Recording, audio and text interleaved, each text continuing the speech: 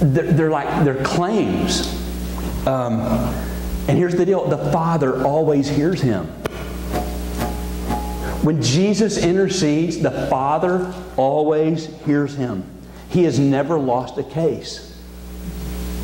And here's the other thing.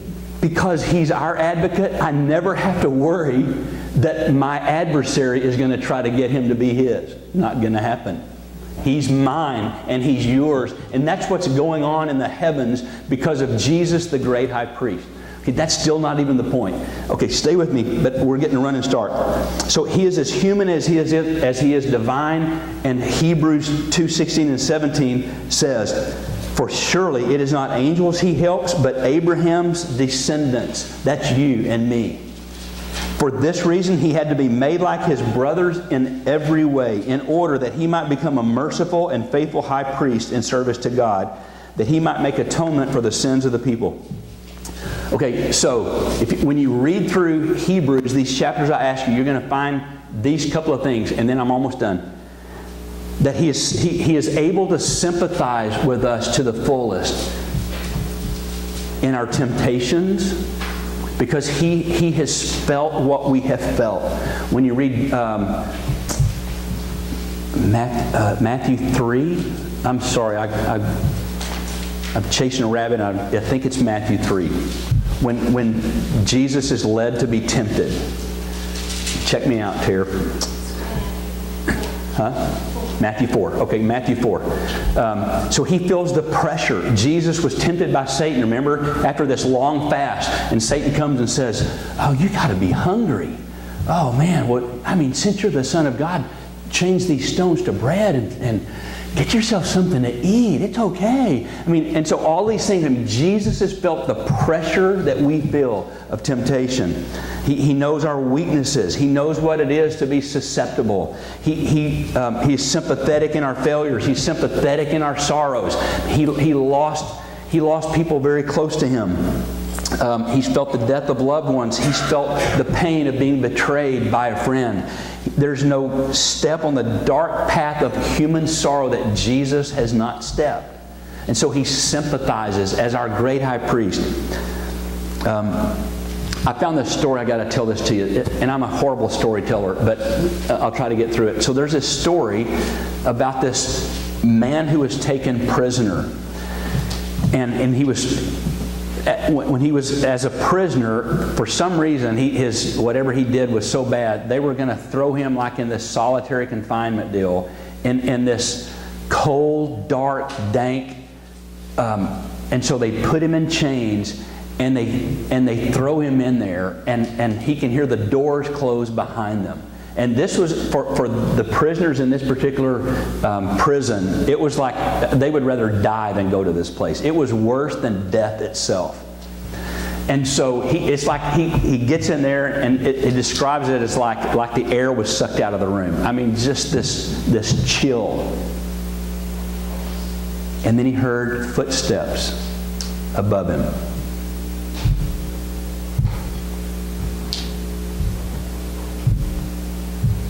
And the guy goes, "Hey, I'm the prison chaplain. I heard you were here. And I just want you to know I'm going to be up all night. I'm going to get you through the night." Like I'm going to, wow. And so all night long, what would have been this, where he felt all alone, and now he has a friend and someone close. That's the picture of the intercession of Jesus. The great high priest that walks with us. Okay, so here it comes. Watch this. All right, you got to go back to Genesis chapter 14, in verse 18. I got to get my finger in Hebrews to show you one thing.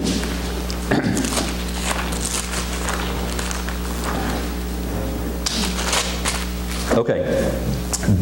Then Melchizedek, the king of Salem. Okay, what does Salem mean? Peace. Okay, Melchizedek means the king of righteousness. Okay, so he is called the king of righteousness and the king of peace. And he is a high priest. Well, wait a minute. I think I've heard of someone else who was a king and a priest. Okay, watch. Okay, turn to Hebrews chapter 7, verse 1. This Melchizedek, how about that? Hebrews 7:1. This Melchizedek was king of Salem and priest of God Most High. He met Abraham returning from the defeat of the kings, and he blessed them. And Abraham gave him a tenth of everything. So the writer of Hebrews is like refreshing the memory of these that he's trying to convince about the great high priest. And Abram gave him a tenth of everything. First, his name means king of righteousness. And then also, king of Salem means king of peace. What's this? Without father or mother, without genealogy, without beginning of days or end of life, like the Son of God, he remains a priest forever. What? Okay.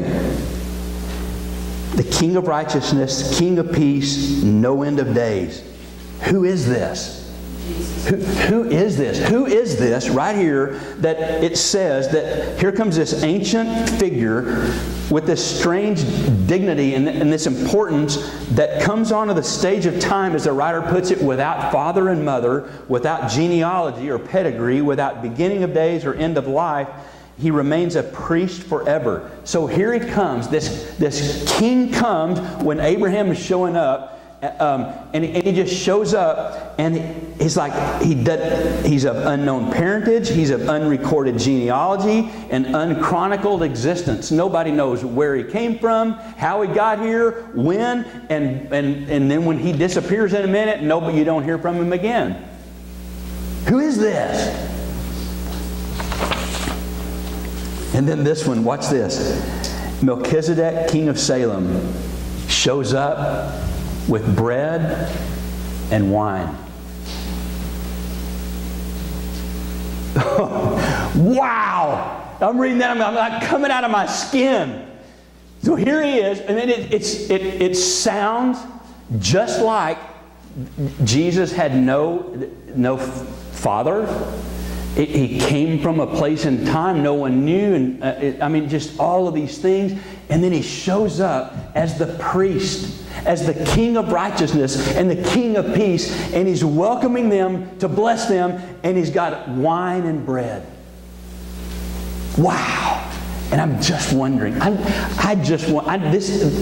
doesn't say this, and I'm not being heretical. I promise I'm not. But I wonder if Melchizedek goes, here's some bread and wine. This is my body which was broken for you. This is my blood that was shed. I'm like, wow, are you kidding me? Okay.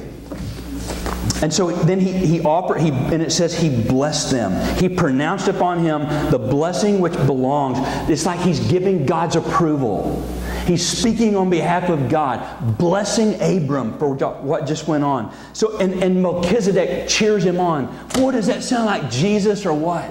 He's cheering him on, encouraging him in his walk, in what he's done, celebrating him. And so here's this Melchizedek, this type of Christ, who shows up with bread and wine to refresh Abram and all of these guys that had just come from battle, like you and I do, the battle of every day, and he shows up to encourage and to cheer.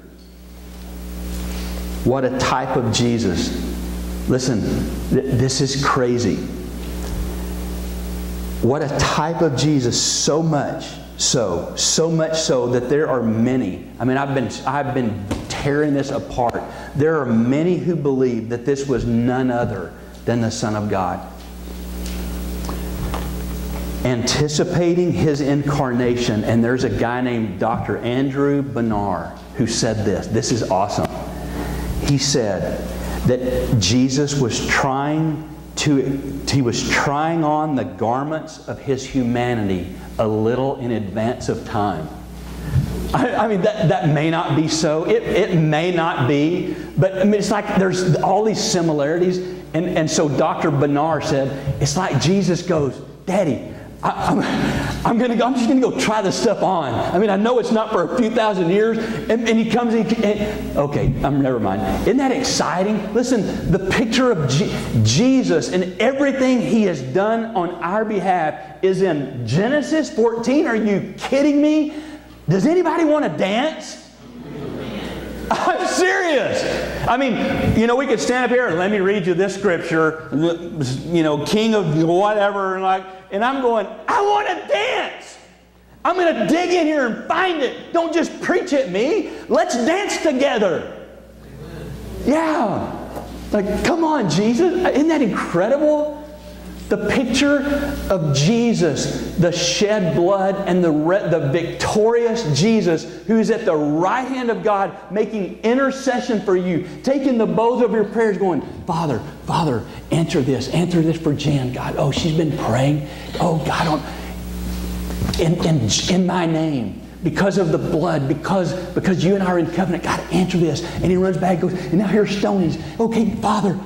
I mean, Jesus, that's what He's doing on our behalf. I got to dance. Well, I looked like T.D. Jakes there for a minute. I got to dance. Okay.